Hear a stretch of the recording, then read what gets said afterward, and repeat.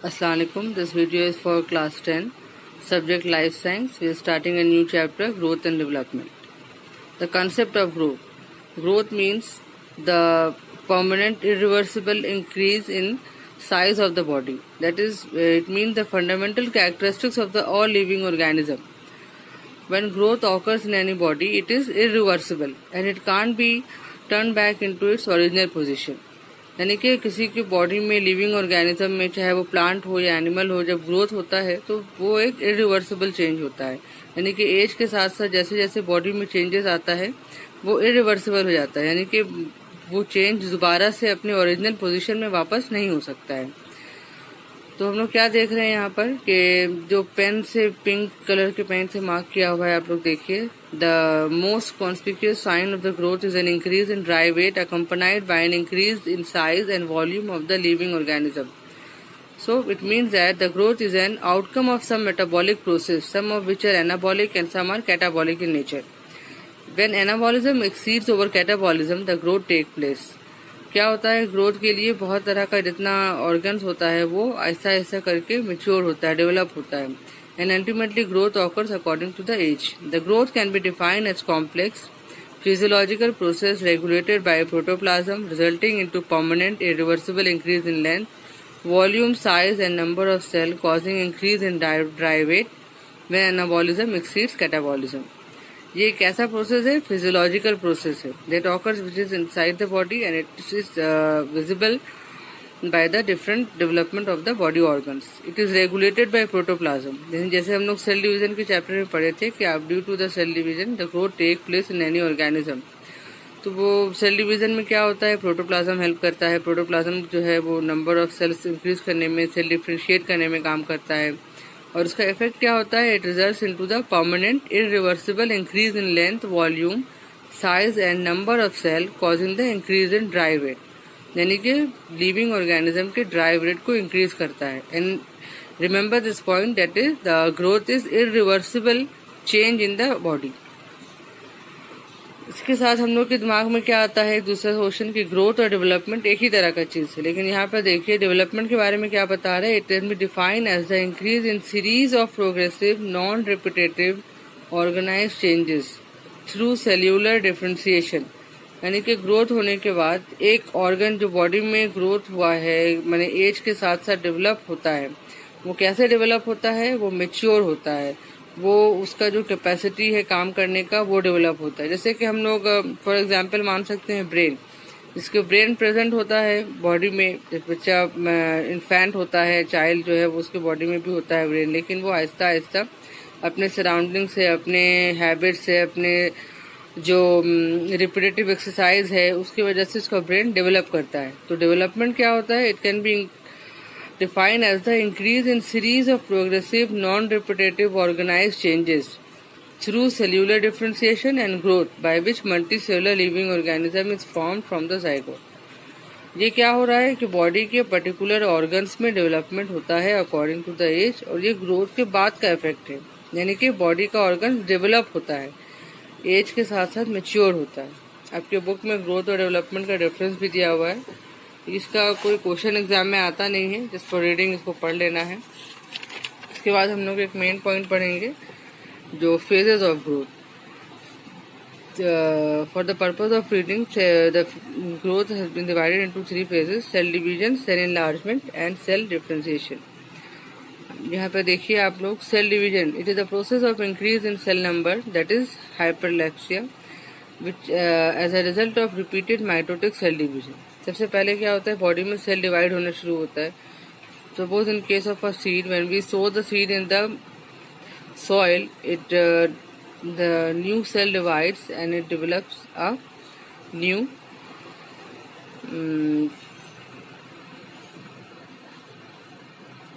as a new cell divides mitotically to form a numerable daughter cell. And the second part is cell enlargement, where the cell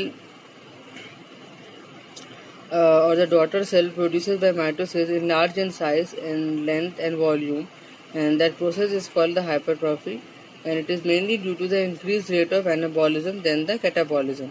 इसमें हम क्या जानते हैं कि छोटे छोटे मटेरियल से मिलकर के एक बड़ा मटेरियल तैयार होता है, that is called the anabolism. तो उस कंडीशन में क्या होता है, एनर्जी यूटिलाइज होता है और dry weight of the organism जो है वो इंक्रीज करता है। Third part is cell differentiation. Just remember this phases of the growth, cell division, cell enlargement and cell differentiation. Now see the marked portion. In plant and animal, the growth of the somatic organ is called somatic growth and that of the reproductive organ is called the reproductive growth.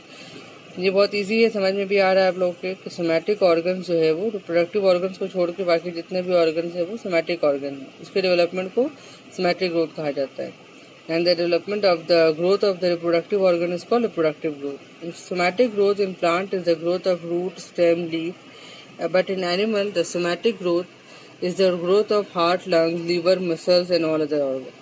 The reproductive growth in plant, it is the growth of plural birds, flower, fruit, seed, etc. We have already read in the previous chapter that these are the reproductive organs of the plant. But in animal, the reproductive growth signifies the growth of testis in male and ovary in female. Just remember the name of the reproductive organs. Now in the second page, you will find the phases of human development. Just remember these 5 phases. Number 1 is infancy, childhood, adolescence, adulthood and senescence. Now what is infancy? इसका objectives में question आया है कि कितने से कितने years के particular period को इन्फेंसी या इन्फेंट पीरियड कहा जाता है। An infant or the organism or the child, it is the very young offspring of the man, usually since birth up to 2 years. That period is called infancy, where the child is unable to walk properly and early stage of growth and development occur at this stage. इसका particular points दिया हुआ है आपके book में। आप लोगों को ये जो मार्क पोर्शन है सिर्फ इतना ही याद रखना है। लाइक क्या होता है, बर्थ से लेकर के 2 इयर्स के चेंजेस में जो डेवलपमेंट होता है या किस तरह से जो ऑर्गेनिज्म है वो अपना सेंस ऑर्गन यूज करता है। बेसिकली वो स्मेल और टच के थ्रू जो है वो चीज़ों को पहचानता है। They begin to sit up and crawl and all the organs of the body grow at a very fast rate at this phase. Just remember this line. The second stage is childhood stage. 3 to 12 years is called the childhood stage. इसको और भी divide कर सकते हैं, जैसे 3 to 6 years को हम early childhood बोलते हैं और 7 to 12 ईयर्स को मिडिल एज बोलते हैं। At 5 years of age the child speak properly with correct coordination of nervous system. Remember this point. Large muscle for walking, running and other physical activities develop well. Means जो childhood का as होता है 7 to 12 years में क्या होता है, बच्चे जो है बहुत ज़्यादा एक्टिवली पार्टिसिपेट करते हैं स्पोर्ट्स एक्टिविटी में और प्लेफुल मैनर में वो लोग जो है एक्टिविटीज़ में पार्ट ज़्यादा लेते हैं। तो इस तरह से उनका मस्कुलर ग्रोथ ज़्यादा बढ़ जाता है इस स्टेज में।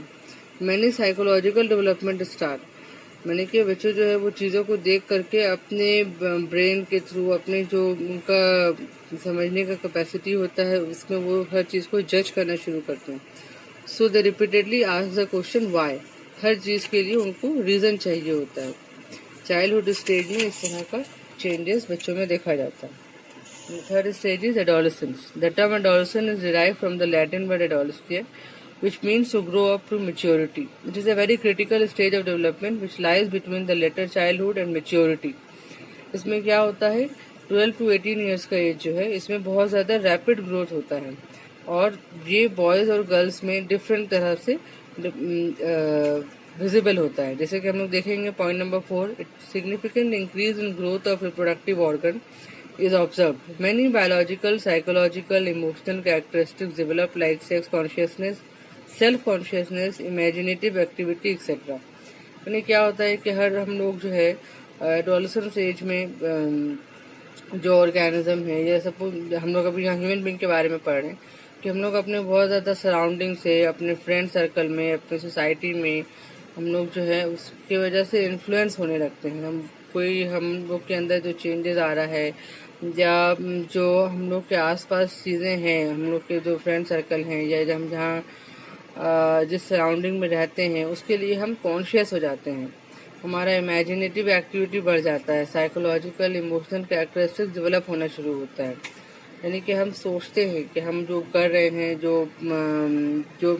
जो भी काम या एक्टिविटी हम कर रहे हैं उसका कितना असर हो रहा है या दूसरे लोग उसके बारे में क्या सोचते हैं, इस तरह का फीलिंग जो है वो इस एज में डेवलप होता है।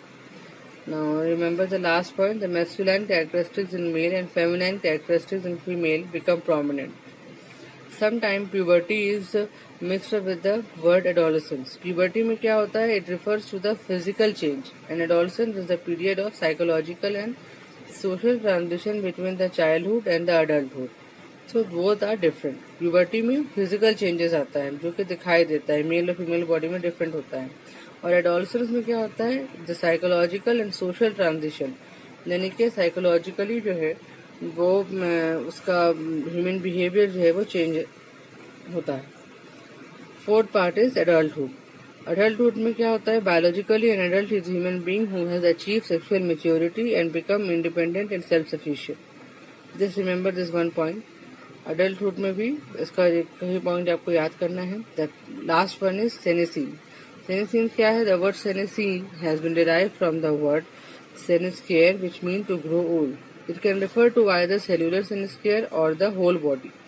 यानी कि इसमें क्या होता है कि जो भी सेल डिवीजन हुआ था या डेवलपमेंट हुआ था वो आहिस्ता आहिस्ता बंद होना शुरू होता है. इसका ग्रेजुअल डिटेरियोरेशन और द नेचुरल कंडीशन और process of the gradual deterioration of the body और structure and function due to the aging. यानी कि एज के साथ साथ बॉडी का जितना भी पार्ट है, बॉडी ऑर्गन्स है, वो उसका फंक्शन जो है वो कम होना शुरू हो जाता है. Cell loses its power of division and growth. तो ये क्या हो रहा है? जो बॉडी है या ह्यूमन बीइंग है वो आहिस्ता आहिस्ता बूढ़ा हो रहा है, ग्रो ओल्ड. यानी दिस बेसिकली, और ये तो हम लोग नहीं बता सकते हैं कि कितना लाइफ स्पैन होता है ह्यूमन बीइंग का, लेकिन एवरेज देखा जाता है कि 60 ईयर्स के बाद जो है वो बॉडी में एजिंग का कंडीशन दिखाई देने लगता है. So the end of the chapter. Thank you.